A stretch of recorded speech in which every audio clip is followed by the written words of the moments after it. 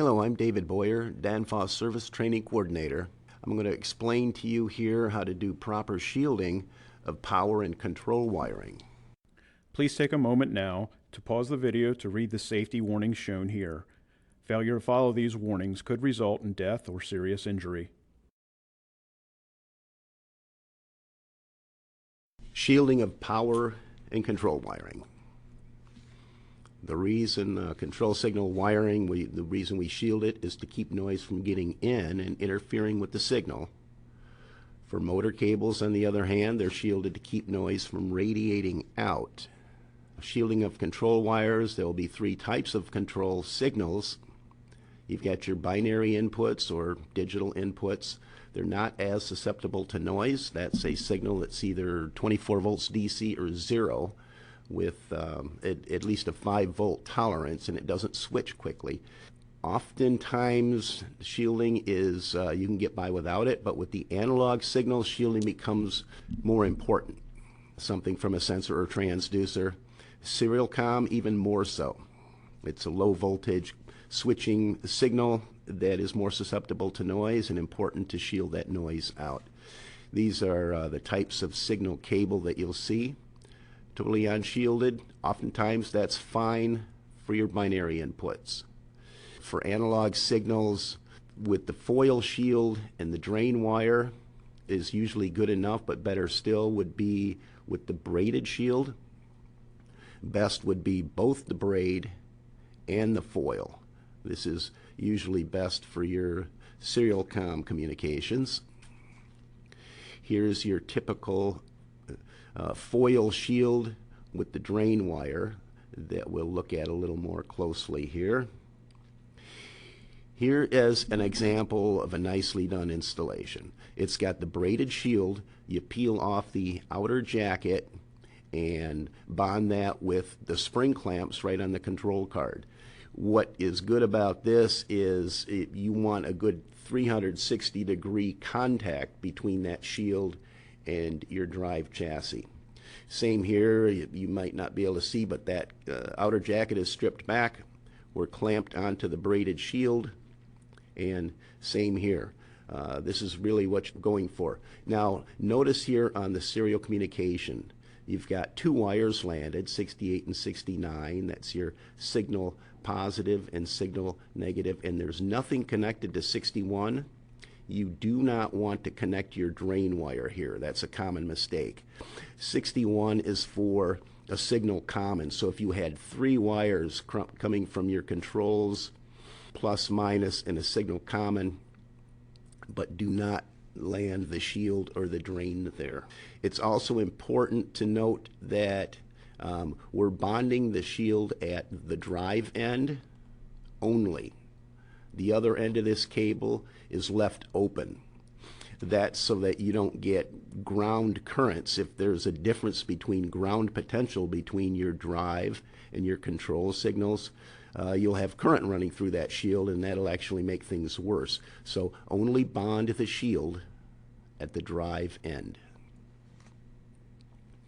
Here's another fine example of shielding when you got serial comm using the decoupling plate. We strip back the shielding. You get a nice 360-degree contact between the shield and the drive chassis, and that's how you'd like that to look. Now for shielding of motor cables to reduce radiated noise, the motor cables radiate significant noise due to the high switching frequency of the inverter IGBTs. This is where most of the noise is going to be coming from. If you're having noise problems, it's oftentimes from your motor cables. You want to separate those physically as much as you can from control wiring, line wiring. Motor cables from multiple drives you want to separate as well. They can crosstalk and induce voltage one to the other. At a minimum, your motor leads must be run in their own separate metallic conduit, separate from line power and control power, so 3 separate metallic conduits. Optionally, you can use shielded VFD cable that will improve further from radiated noise. That's not required, but it's coming more and more common. And let's look at how to bond that motor cable shield. Here you've got your motor leads coming in, three-phase and earth. You've got a physical connection wire between the drive and the motor, and then you peel back the outer jacket, expose the shield, and get that nice 360-degree contact between your cable shield and the drive chassis. And then, of course, bond the drive chassis to a good solid earth connection. This is showing a wire here, which is okay, but better still, you'll make that connection with a braided cable, the reason being that the small stranded wires in the braid have a lower impedance to high frequency, and it'll get you better performance. This is the illustration out of the instruction manual showing a nice installation. You've got separate conduits for incoming power and motor lead.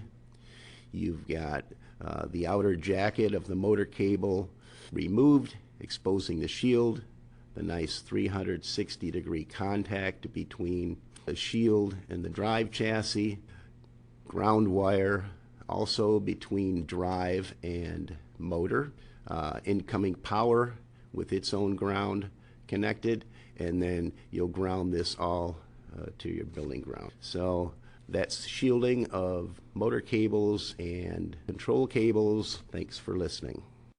Thank you for viewing. We hope this information has been helpful.